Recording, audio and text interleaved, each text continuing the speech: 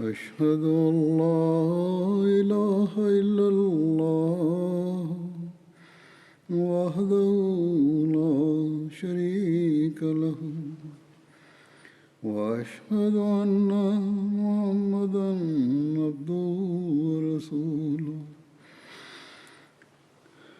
أما بعد فأعوذ بالله من الشيطان الرجيم بسم الله الرحمن الرحيم الحمد لله رب العالمين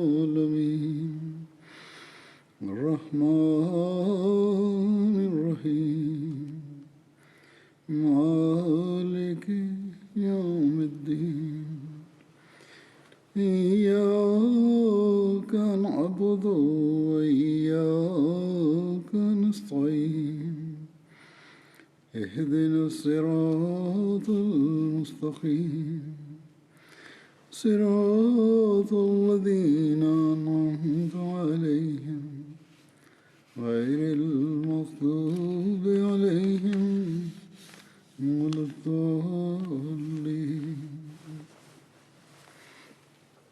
Bismillahirrahmanirrahim. Hazreti Halifatul Mesih, peti da Allah bude njegov pomagač, je rekao: na prošloj hudbi sam govorio o Hazreti Ebu Ubejda radijallahu anhu i danas ću da nastavim da govorim o njegovom životu. Borba Jermuk. I Jermuk se zvala ta borba zbog toga, zbog neke doline koja se zove Jermuk. I jedan od velikih borbi u Siriji se tu desila u 15. poslije hidžre, u mjestu Jermuk, kraj rijeke Jermuk. Rimljanska armija imala su 250.000 vojnika, dok je muslimana bilo 30.000 i 1.000 je bilo ashabi časnog poslanika sallallahu alejhi ve sellem i 500 od njih su učestvovali u bitci na Bedru. Muslimani su povukli svoju vojsku iz grada Hams. Oni su rekli kršćanima u tom gradu: zbog toga što se mi povlačimo iz ovog grada, obećali smo vam zaštitu, mi ćemo vam vratiti tu džaziju radi toga. I oni su vratili džiziju tom narodu, nekoliko stotina hiljada je to bilo u iznosu. I kad su to radili, kršćani su plakali zbog te njihove iskrenosti koju su oni pokazali prema njima. I oni su iz svojih kuća govorili: o vi milostivi vladari kao muslimani, neka vas Bog vrati nama. Kad su muslimani otišli iz tog grada, tada su se Rimljani još više kao imali hrabrosti i onda su krenuli prema muslimanima. Kako god oni su se bojali te hrabrosti koju su muslimani iz svoje vjere dobivali, i oni su željeli da sklope neki ugovor mira s muslimanima. I onda je taj komandant Vahan rimljanski poslao nekog Đorđa muslimanima da bi on potpisao ugovor s njima. Kada je stigao tu, muslimani su klanjali akšam namaz zajedno i to je ostavilo neki veliki utisak na njega, s kakvom oni poniznošću zajedno klanjaju. Onda je on postavio neka pitanja Hazreti Ebu Ubejdu radijallahu anhu. Jedno je bilo: kakvo je tvoje mišljenje o Isa alejsalamu?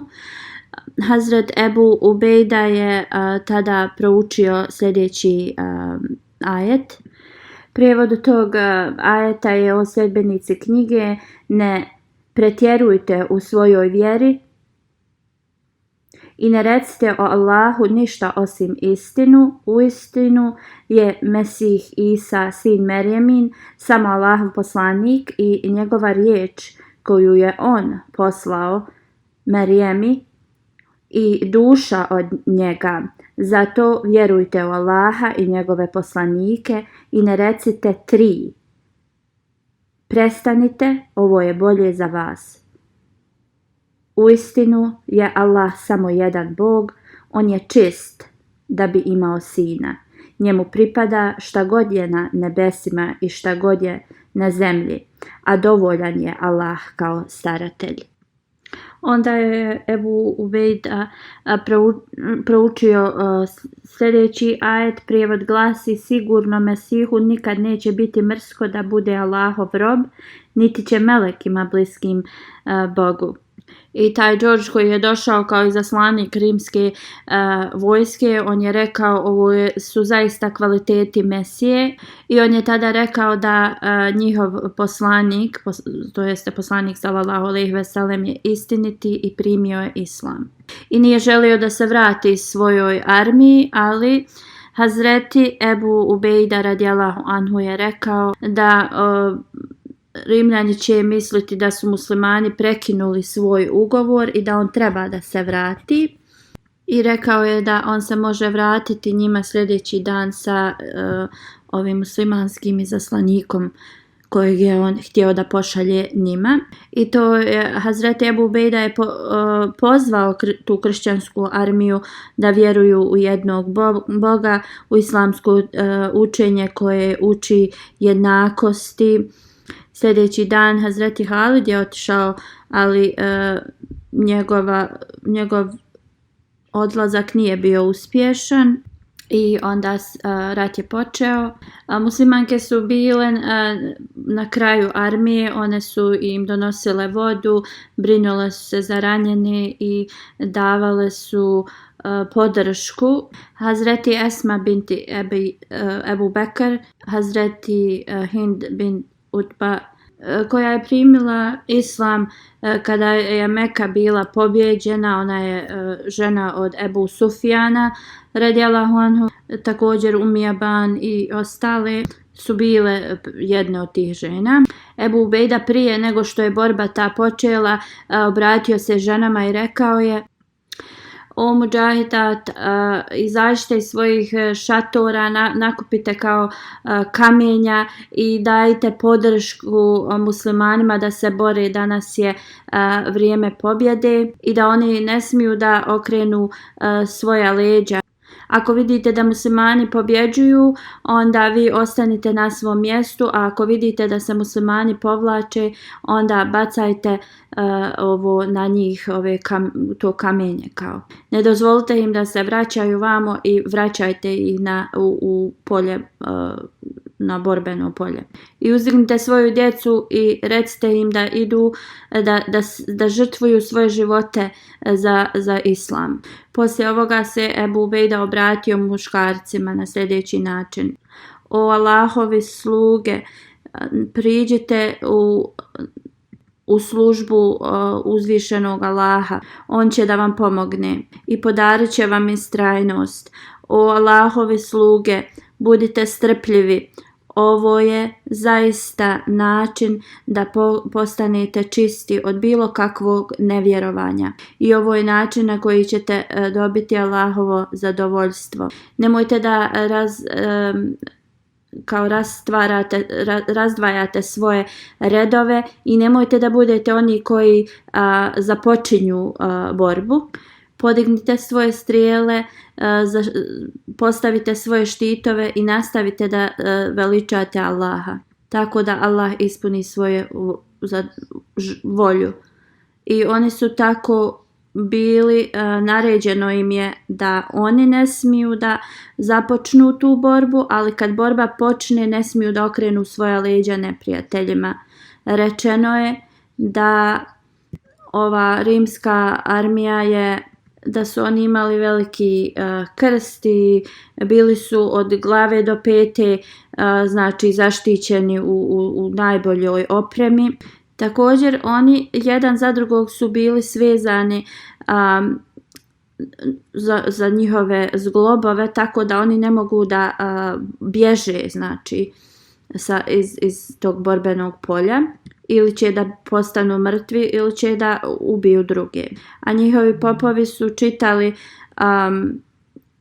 iz Biblije neke dijelove da im kao da povećaju taj neki moral. I ta armija nevjernika je napala isto kao val iza vala okeanskog napali su na muslimane. Oni su imali oko 200 do 250 hiljada vojnika, a muslimani su imali samo 30.000 i znači počeli su da se bore i prvo su Rimljani bili, imali su kao napredak i počeli su muslimane da znači pomiču nazad.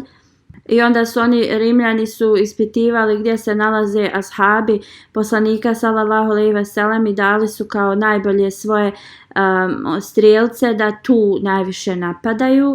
Oni su znali kad ovi hrabri ljudi, znači ti ashabi budu ubijeni da će ostali da pobjegnu, ali kao rezultat toga je nekoliko ashaba je postalo šahidi tu, neki su također izgubili svoje oči. I kad je ovo vidio Ikrema Ebu Džehel, bin Ebu Džehel, on je sin od Ebu Džehela koji je primio islam kada je Meka bila pobjeđena i koji je pitao poslanika sallallahu alejhi ve sellem da se moli za njega, da njegovi ti prijašnji grijesi budu oprošteni. Ikrima sa nekoliko svojih ljudi je otišao kod Ebu Ubejda i rekao, oni ashabi poslanika sallallahu alejhi ve sellem, oni su dali toliko službe i žrtvovanja za islam. On je rekao, dozvoli meni još nekoliko ovih ljudi da idemo direktno na komadante te armije. Ebu Ubejda radijallahu anhu je rekao, to je vrlo opasna misija. Ikrima je rekao da to je istina, ali koji drugi kao izbor mi imamo? Da li bi ti želio da mi omladina ostanemo kao zaštićeni, a ashabi da ginu?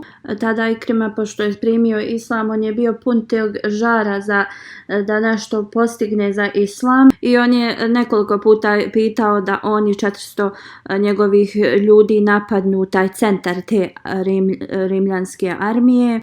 I onda Hazreti Ebu Ubejda radijallahu anhu mu je dao tu dozvolu i oni su tada napali taj centar armije i bili su oni uspješni, kako god mnogi od njih su postali šehidi i oni su ta rimljanska vojska se povukla do tih nekih rovova koji su oni prije toga iskopali i zbog toga što su oni svezali jedni drugi, noge jedni za druge, oni su mnogi su upali u te rovove. Ako jedan upadne, onda 10 za njih znači bi upalo za njim. I mnogi su se utopili u Jermuk rijeci. 80.000 se utopilo u toj rijeci, a 100.000 je poginulo u borbi. 3.000 muslimana je tad poginulo i to je bila borba Jermuk. Hazreti Muslim Maud radijallahu anhu piše u vezi Jermuk borbe, u vezi tog kraja kad se borba završila, muslimani su otišli da traže Ikrimu i tu njegovu jedinicu i oni su tu našli da 12 njih je bilo baš teško ranjeno, uključujući Ikrimu. I jedan muslimana kad je vidio Ikrimu u takvom stanju, rekao je, imam sa sobom kesu tu sa vodom, napise. Ikrima se okrenuo od njega i vidio da Hazreti Fazal, sin od Hazreti Abasa radijallahu anhu, je ležao blizu njega, također teško ranjen. Ikrima je rekao, moja čast mi neće dozvoliti da osoba koja je, njegovi preci su toliko žrtvovali u vrijeme poslanika sallallahu alejhi ve sellem, da ja pijem vodu, ta osoba ta čeka žedna, prvo kao dani vodu Hazreti Fazal bin Abasu. I ako išta bude ostalo, onda donesi meni te vode. I tada je taj muslimanski vojnik otišao do Hazreti Fazala, ali on je isto pokazao i rekao na drugu osobu kojemu je više bilo potrebnija ta voda. I onda je isto se to desilo, rekao je idi do sljedećeg, kad je došao ovaj vojnik do zadnjeg tog.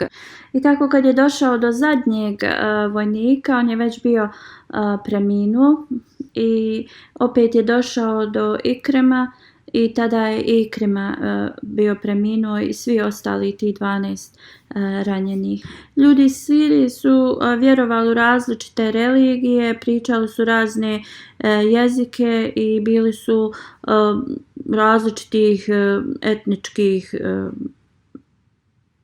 Hazreti Ebu Ubejda je postigao tu znači ravnopravnost između svih njih da se osjećaju ravnopravnim i znači mir se uspostavio tu i svaki jednostavno državljanin je imao znači pravo slobode religije. Hazreti Ebu Ubejda je uspostavio tu svrhu religije i rekao vi ste svi djeca Ademova i braća ste jedni drugima. I onda kao ljudska bića svi su jednaki i znači mnogo puta se prisvaja to kao da su tad ljudi bili prisiljeni da prihvate islam u to doba, ali to nije istina jer Hazreti Ebu Ubejda je svima dao pravo religije i on je uspostavio zakon tu i svi su bili ravnopravni, svi slobodni da praktikuju svoju religiju. I zbog njegovog ovakvog ponašanja ti Arapi u Siriji su prihvatili islam. I kao što je spomenuto ranije, oni nisu bili znači prisiljeni da prime islam, to je bilo iz muslimanskog primjera i njihovog naravno stvar govorenja o islamu. I također i Rimljani i kršćani su prihvatili islam zbog njegovog visokog morala. Nekoliko dana prije pobjede na Jermuku, Hazreti Ebu Bekr radijallahu anhu je preminuo i tada je Hazreti Omer radijallahu anhu postao halifa. Hazreti Omer je postavio Hazreti Ebu Ubejdu kao guvernera Sirije i kao komandanta armije i kada je to Hazreti Omer poslao to pismo, tada je bila znači najveća se borba vodila u to vrijeme i Hazreti Ebu Ubejda nije spomenuo ovo pismo da je došlo i kada je Hazreti Halid radijallahu anhu saznao u vezi ovog pisma, pitao je Hazreti Ebu Ubejdu zašto nisi.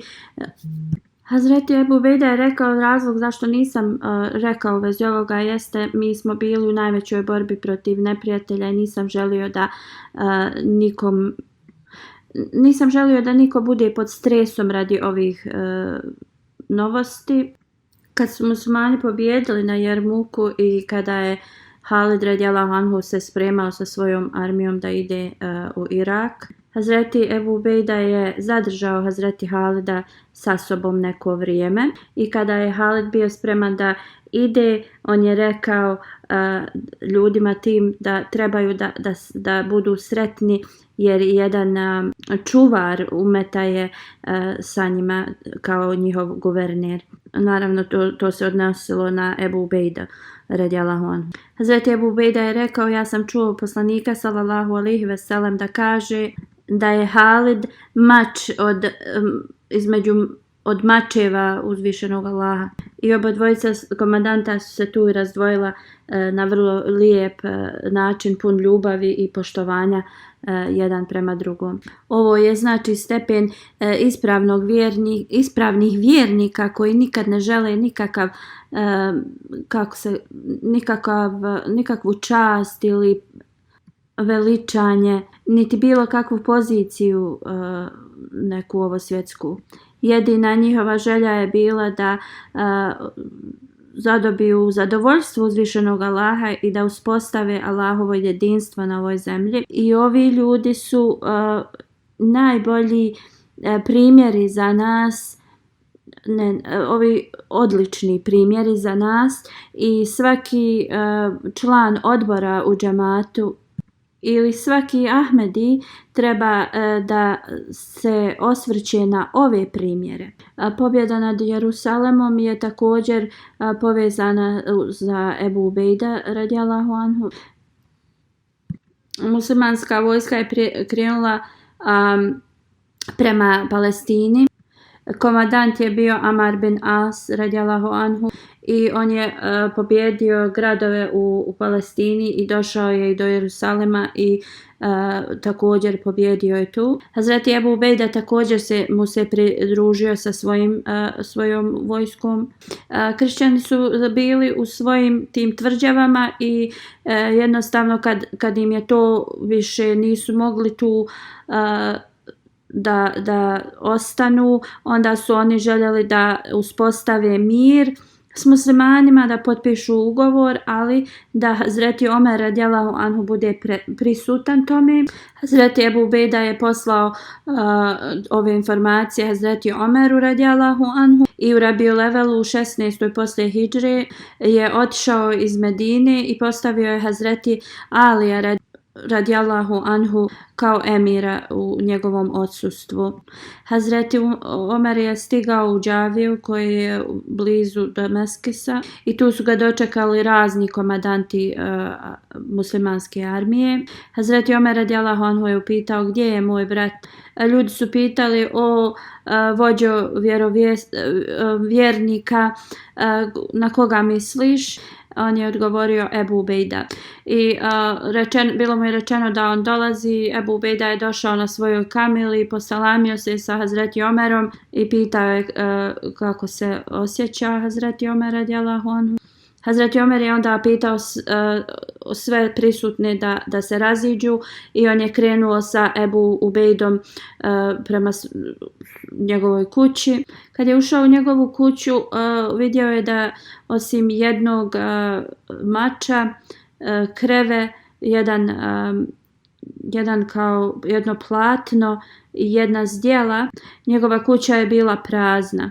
Hazreti Omer je rekao: o Ebu Ubejda, pa mogao si da priuštiš neke stvari. Hazreti Ebu Ubejda je rekao: o vođo vjernika, tada osoba može da se prepusti tim ugođajima i zbog toga on ne želi da ima ništa. U vezi pokušaja Bizantijaca da osvoje Siriju ponovo, rečeno je u 17. posle hidžre da su oni pokušali da ponovo napadnu. Tada su kršćani, Iranci, Kurdi, Beduini u sjevernoj, koji su živjeli u sjevernoj Siriji, otišli su kod Bizantijaca i tražili pomoć protiv muslimana.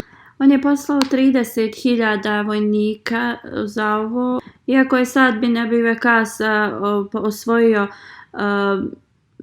veliki dio Al Džazire, ali on nije tada uspostavio zakon iznad tih Beduina tu. I tako ti Bizantici su imali dosta armije i poslali su 30.000 i plus su ti Beduini skupili svoju armiju i oni su tad osvojili Hams i još neki drugi gradovi u sjevernoj Siriji su se kao bili su izloženi toj pobuni. Ebu Ubejda je tad poslao pismo Hazreti Omeru radijallahu anhu i tražio je pomoć. Hazreti Omer je naredio, ispomoć je tad došla njima iz Kufe i Hazreti Ebu Ubejda je se oglasio pred tom armijom, imao je vrlo motivacioni govor. Rekao je: o muslimani, kogod ostane istrajan danas i doživi da vidi svjetlo dana, bit će mu pobjeda data i bogatstvo. Ako god bude ubijen, dobit će blagoslove šehidstva. I svjedočim da sam čuo poslanika sallallahu alejhi ve sellem kad je rekao da kogod umre u tom stanju da nije idolopoklonik, ući će u džennet. Bitka ta odpočeta, ali Bizantijci su bili poraženi i poslije ovoga bizantijski car, on nije nikad više uspio da pobjedi Siriju.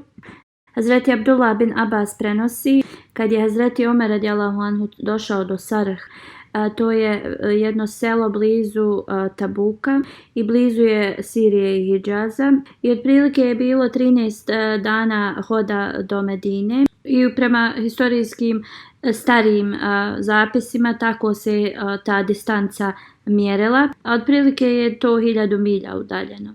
I kada je tu stigao Hazreti Omer, sastao se sa Ebu Ubejdom, komandantom, radijallahu anhu, i njegovim tim drugovima.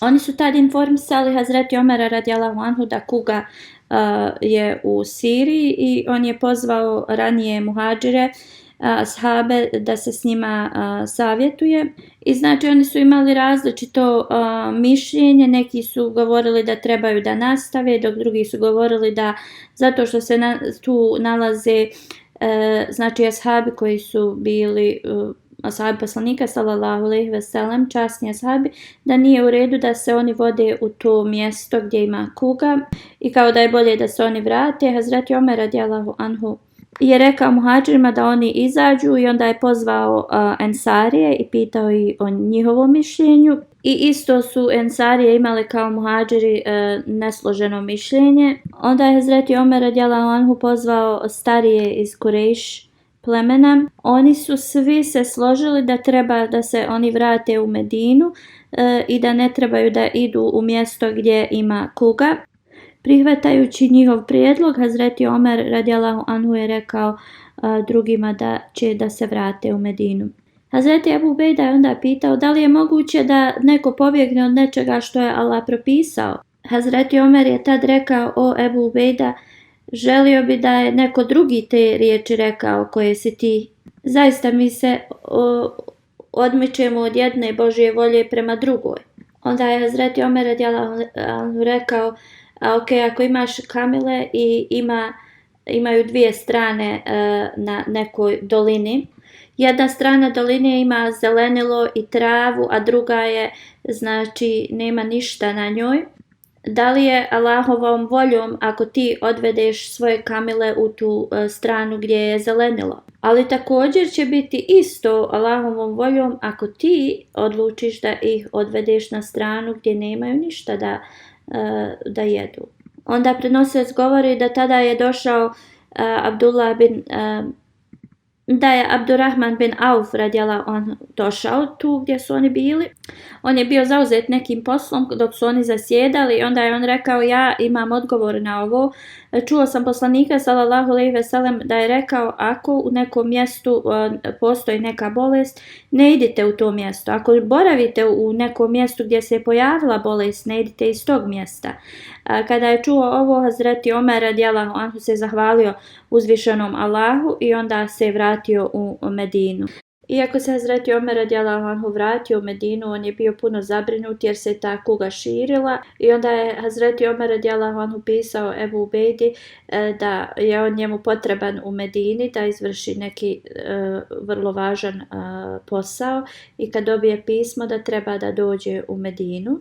U tim direkcijama je bilo: ako dobiješ ovo pismo, a noć je već, ne čekaj dan, nego odmah kreni prema Medini, ili ako dobiješ ovo pismo izutra, ne čekaj noć da kreneš. Kada je pročitao ovo pismo, Hazreti Ebu Ubejda je rekao: znam zašto me vođa vjernika treba, neka mu Allah podari veliku milost, jer on želi da produži život onoga od kojeg život neće, ili je kao pri kraju, tako nešto u tom smislu.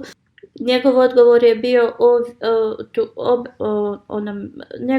je bio Hazreti Omeru: o vođo vjernika, kad sam pročitao tvoje pismo, ja sam shvatio koje su tvoje želje, ali molim te, nemoj me tražiti da dolazim nazad i dozvoli mi da ostanem ovdje. Ja sam vojnik muslimanske armije, što je god određeno proći će, ali kako da ih ja ostavim? Kada je Hazreti Omer pročitao ovo pismo, počeo je da plače. I onda tu je sjedio među muhadžirima i pitali su ga: o vođo vjernika, da li je Ebu Ubejda preminuo? Hazreti Omer je rekao: ne, ali postoji šansa da će. Hazreti Omer je onda napisao pismo Ebu Ubejdi i rekao da pomjeri tu armiju iz tog mjesta negdje gdje je bolje za njih, u smislu udobnije. Kad bi god bilo koji vojnik preminuo od kuge i postao šehid, Hazreti Ebu Ubejda bi plakao i molio se da i on postane šehid. Prema jednom hadisu njegova dova je bila: moj Allahu, zar ne postoji dio za Ebu Ubejdu, to jeste da bi on postao šehid.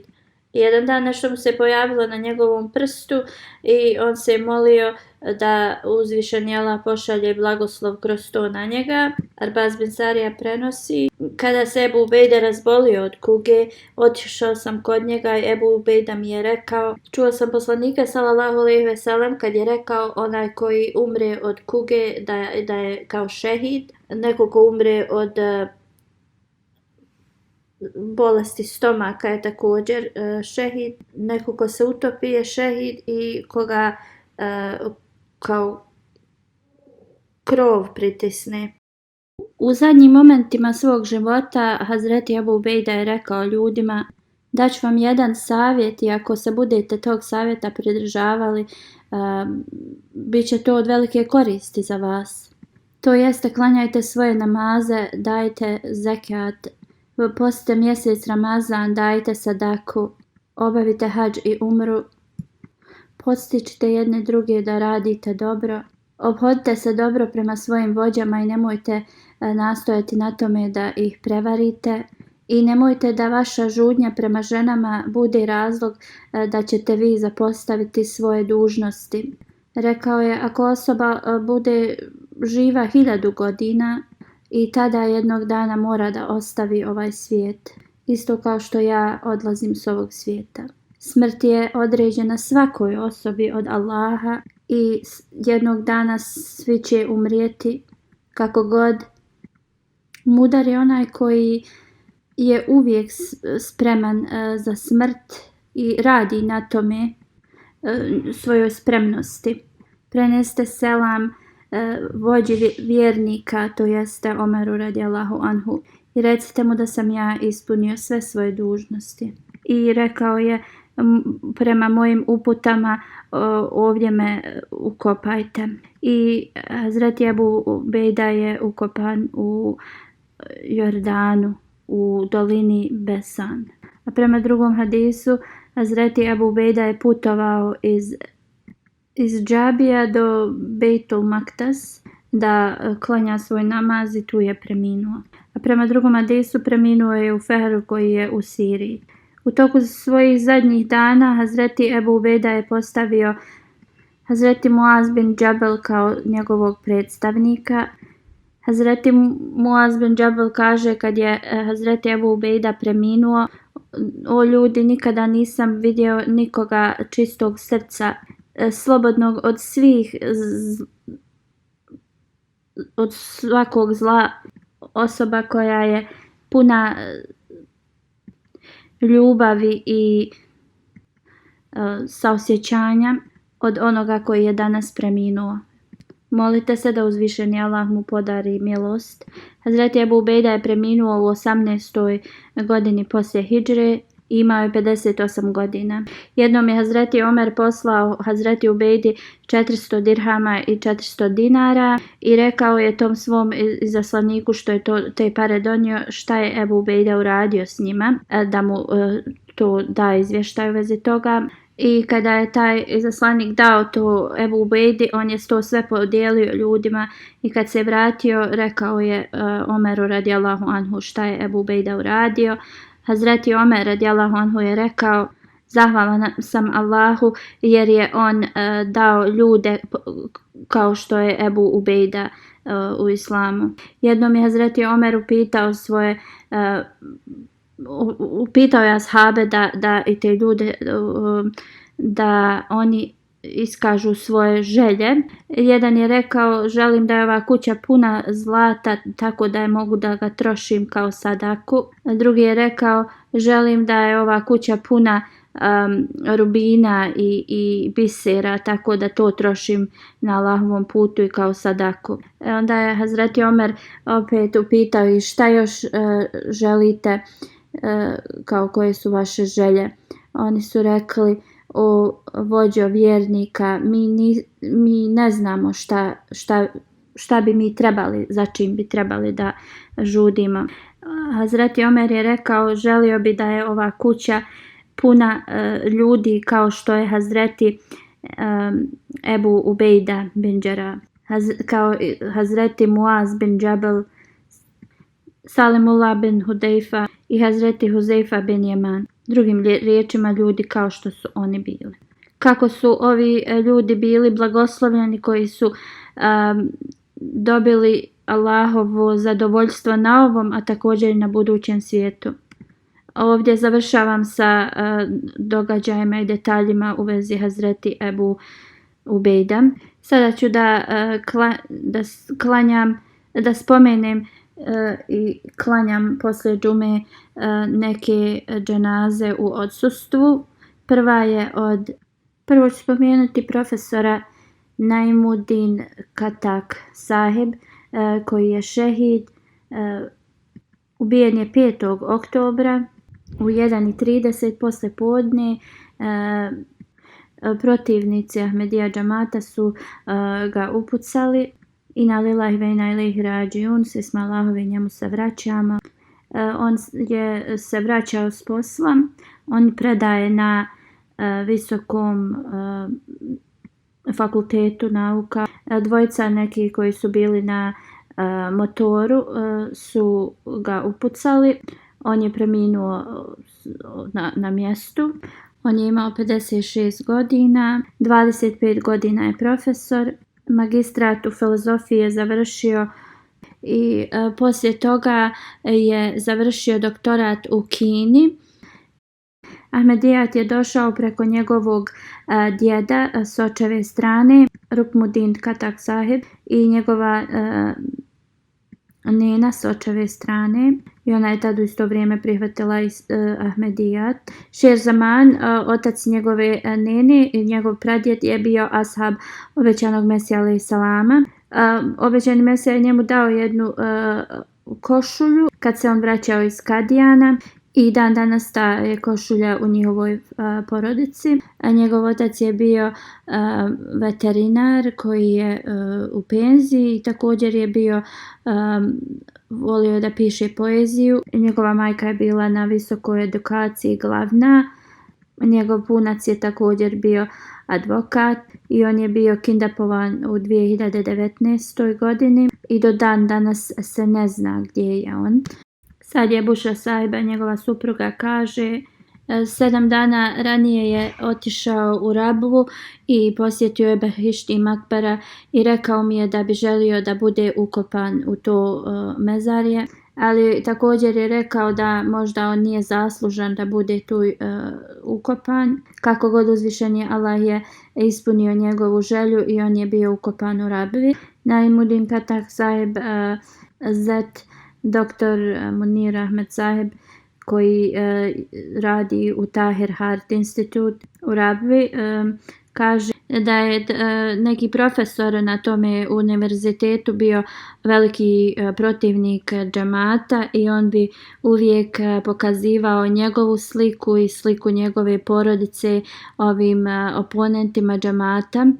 I također taj isti profesor je stavljao razne natpise ispred njegove kuće koji pozivaju ljude da budu protiv džamata. Njegov brat ili zet kaže kad je Naimuddin Sahib došao jednu sedmicu prije nego što je postao šehid, ga je posjetio. On kaže, ja sam ga pozvao da jede s nama, ali on je rekao da će da ide da jede iz langar, to jeste ona javna kuhinja koju je započeo obećani Mesija alejhi salam. I rekao je, te blagoslovi ko u toj hrani se nigdje ne mogu drugo naći. I rekao je da će jesti s njima drugi put. On iza sebe ostavlja svoju suprugu Sadija Nasim Sahiba, 3 kćerke i 2 sina. Jedna njegova kćerka je udata, dok druge 2 su i dalje studiraju. Jedan njegov sin je inženjer, dok još drugi je u školi, školuje se.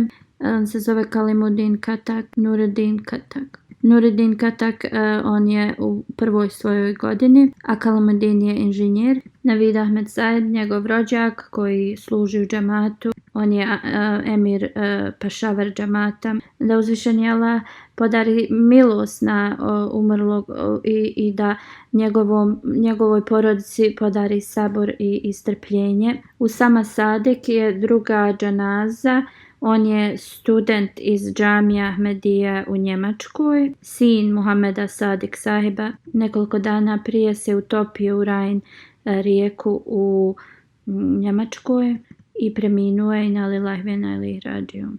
Zaista smo Allahovi, njemu se vraćamo. Imao je 20 godina kad je preminuo. On je bio najmlađi od svoje braće i sestara. Iza sebe ostavlja 5 sestara, jednog brata i svoje roditelje. S očeve strane Ahmedijat je došao u njegovu porodicu u vrijeme Hazreti Muslimauda radijallahu anhu. Njegov djed i dvojica njegovih braće su prihvatili Ahmedijat. Poslije su njegova dvojica braće od djeda napustili Ahmedijat, ali njegov djed je ostao u Ahmedijatu. Hazreti Šah Muhammed Sahib je bio njegov pradjed s majkine strane i Ahmedijat je došao preko njega i njegovog od pradjeda otac i oni su bili ashabi obećanog Mesija alejhi salama. 1903. su dali bejat u ruci obećanog Mesija alejhi salama. 1989. godine u tom mjestu gdje su njegovi roditelji rođeni u Pakistanu, situacija se pogoršala. Mnoge pobune su se izvršavale protiv Ahmedi muslimana i njegovi roditelji su također prošli kroz te progone. Njegova majka je bila napadnuta, a otac mu je bio optužen, lažno optužen. Onda su oni preselili u Njemačku. On je završio, Usama Sahib, ovaj momak koji se utopio, završio je osnovnu školu u Pakistanu i onda kad su došli u Njemačku upisao se u džamija Ahmedija i sad je tek bio završio 3. godinu. Allahovom odlukom on je se vratio svom gospodaru. Njegov otac piše koliko god da pokušam da opišem njega neće biti dovoljno jer u svom kratkom životu je postigao toliko toga. On kaže on je bio uzor djeci i uvijek je provodio svoje vrijeme u učenju i zadnjih 6 mjeseci zbog korone on je od kuće pohađao školu. On je postio mjesec Ramazan, on je predvodio teraviju, planirao je posle raspusta da se vrati u džamija Ahmedija, ali je preminuo. Njegova majka kaže posjedovao je mnoga dobre karakteristike, vrlo je bio pažljiv i sve bi završavao na vrijeme, bio je vrlo jednostavan i samo bi govorio kad je baš potrebno da se priča. Bio je vrlo poslušan svojim roditeljima, istrajan, imao je veliku disciplinu, pokušavao je da bude dobar u raznim jezicima i veliki je fokus okrenuo prema arapskom, perzijskom, engleskom i njemačkom jeziku. Ferid Sahib, nacionalni sekretar za terbijat u Njemačkoj, piše: Osama je posjedovao mnoge kvalitete, dobre kvalitete. Jedan od toga da je volio da učestvuje u tablik aktivnosti, to jeste širenje poruke Islama. I 3 dana prije svoje smrti putovao je 3 dana sa grupom. Oni su dijelili brošure džematske. Kad bi god bio upitan da te brošure dijeli, nikada nije rekao ne. I sa velikom željom bi on učestvovao. Suheib Nasir Saheb, koji je misionar i koji je završio školu u Njemačkoj, piše: iako je Osama Saheb 4 godine mlađi od mene, on je bio primjer u neko ko ispunjava svoje namaze na način na koji on klanja. On kaže često bi dolazio prvi u džamiju, sjedao u prvi saf, klanjao na file i poslije namaza bi ostajao i učio bi zikr. On je bio od studenata koji bi prvi dolazili u džamiju, a zadnji odlazili. On je bio vrlo ozbiljan u vezi svog školovanja u džamiji, da uzvišeni Allah mu podari svoju milost, uzdigne njegov status i da podari njegovim roditeljima i braći i sestrama sabor. Selim Ahmed Malik sahib je sljedeća dženaza. On je u svom životu bio u edukativnom, obrazovnom smjeru. Poslije penzionisanja on je onda počeo da služi u džamiji Ahmedija UK. 24. septembra u 87. godini je preminuo i na lillahi wa inna ilaihi rađiun. Hazreti Malik Nuruddin sahib, koji je bio njegov djed, i njegov otac Hazreti Malik Aziz sahib su oba dvojica bili ashabi obećanog Mesija alejhi salama.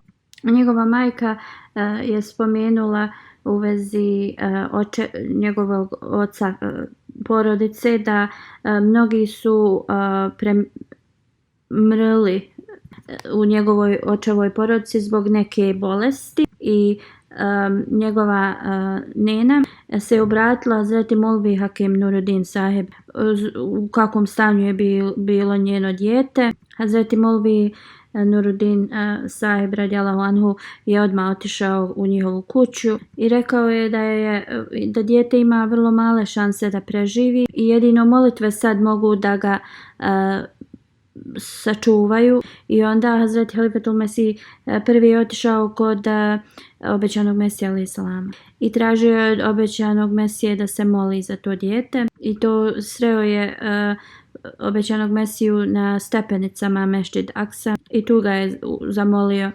Onda je obećan Mesija rekao hajmo da obiđemo to dijete i tad je obećan Mesija došao u kuću i stavio je svoju ruku na čelo tog djeteta i rekao ako Bog da, ovo dijete će biti u redu. I tako da je dijete ozdravilo kroz blagoslove dove obećanog Mesija alejhi salama, to jeste to dijete je bilo otac od ovog umrlog čovjeka i živio je do svoje 70. godine. Selim Ahmed sahib je završio svoju osnovnu školu u Kadijan i onda poslije razdvajanja Indije i Pakistana u Sijalkotu je završio fakultet i onda se je preselio u Karači gdje je nastavio svoje studije u nauci.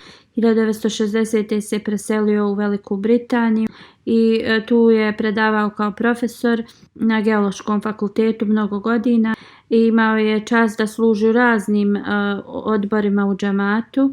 2 puta je imao čast da ide u Pakistan da priprema report za ljudska prava šta se dešava u Pakistanu. 1992. je također i u Velikoj Britaniji, u Španiji predstavljao džemat i kad je Halifatul Mesih IV formirao odbor za uspostavljanje džamije Ahmedije u Velikoj Britaniji. On je također bio u tom odboru i onda je postavljen kad se džamija Ahmedija u Velikoj Britaniji otvorila. On je bio glavni administrator i do 2005. je to služio i također je predavao engleski i historiju o studentima u džamiji Ahmedija u Velikoj Britaniji i to je radio do njegove smrti. Kada je Islamabad bio kupljen pod naredbom Halifatul Mesih IV. Rahmillah, Selim Ahmed sahib je tu napravio biblioteku. Bio je vrlo pobožan čovjek, redovan u svojim namazima, postu, vrlo je bio dobar prema svima, imao je elokventan govor, on je pozivao ljude prema Bogu, gostoprimljiv, pobožan i on je bio vrlo predan hilafetu i imao je veliku vezu s hilafetom, za sebe ostavlja suprugu, 3 kćeri i mnogo unučadi. Mi Abdul Wahab sahib, njegov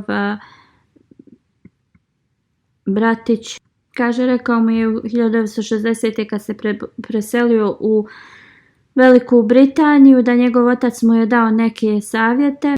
Prvo, da nikada ne izgubi konekciju i vezu s džematom, zato što seli se u Veliku Britaniju, ne treba da se preda tom životu da uvijek plaća svoju čendu i ovo je vrlo važno da se duša očisti. I treće, ako ga ikad iko upita za pomoć, nikada to ne odbije.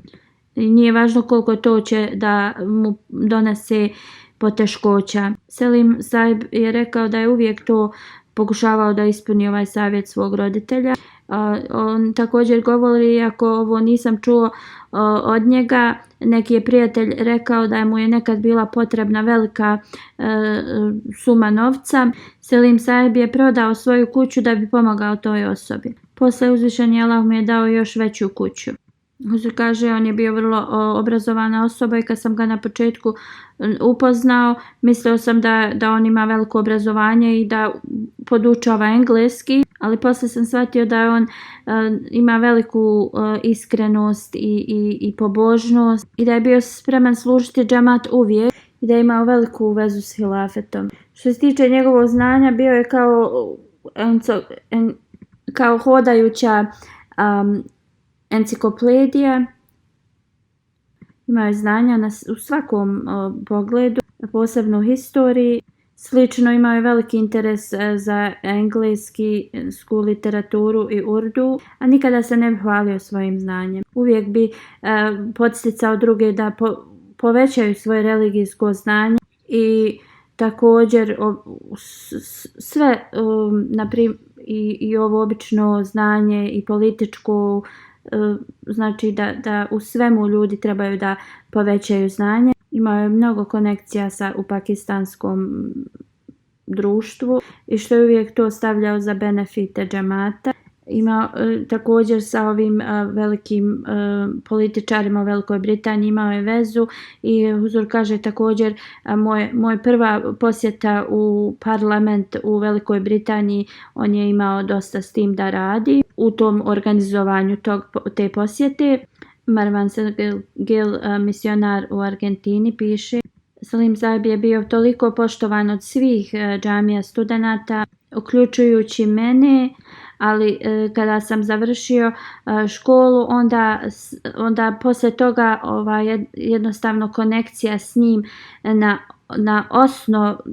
na osobnom tom prijateljstvu se uspostavila između njih. I kada sam bio poslan u Argentinu da služim, on je bio vrlo zadovoljan i rekao je: ti si kao prvi tu misionar i zato imaš mnogo posla tu da radiš i moraš da osvijetliš ime našeg džemata i trebaš da propovjedaš vjeru na odličan način, ali što je najvažnije da naučiš njihov lokalni jezik do te mjere da možeš da jednostavno izdaješ u njihovim novinama svoje članke. On je bio vrlo zainteresovan na akademskom stepenu u vezi ovoga. Slično mnogi studenti iz džamije su pisali i također Marwan, misionar iz Argentine, da bi on pozivao studente da dođu u njegovu kuću i također bi im pokazivao njegovu biblioteku privatnu koju je imao i onda bi im govorio kao poklon: zato što ste došli u moju kuću možete da uzmete koju god hoćete knjigu i ovo je moj poklon vama. Selim Saib bi uvijek govorio da džamija Ahmedija nije obična institucija i da Halifatul Mesih ima velika očekivanja. I svi studenti tu koji su prisutni moraju da imaju veliko znanje. Marwan Saib dalje piše, on kaže: prije nego što sam otišao u Argentinu, dao mi je savjet da toliko imam stepen toga jezika u Argentini da mogu da objavim svoje članke u njihovim novinama i također mi je rekao da mu redovno pišem i ako i kad budem kao lijen da to radim, on će da me kontaktira.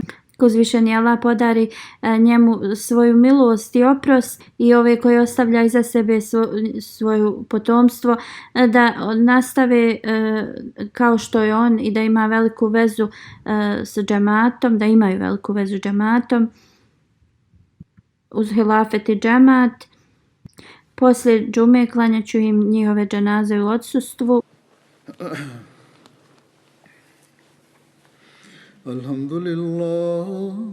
Alhamdulillah, nahmaduhu wa nasta'inuhu wa nastaghfiruhu wa nu'minu bihi wa natawakkalu alayh ونعوذ بالله من شرور أنفسنا ومن سيئات أعمالنا من يهده الله فلا مضل له ومن يضلل فلا هادي له ونشهد أن لا إله إلا الله ونشهد أن محمدا عبده ورسوله عباد الله رحمكم الله إن الله يأمر بالعدل والإحسان وإيتاء ذي القربى وينهى عن الفحشاء والمنكر والبغي يعظكم لعلكم تذكرون اذكروا الله يذكركم وادعوه يستجب لكم ولذكر الله أكبر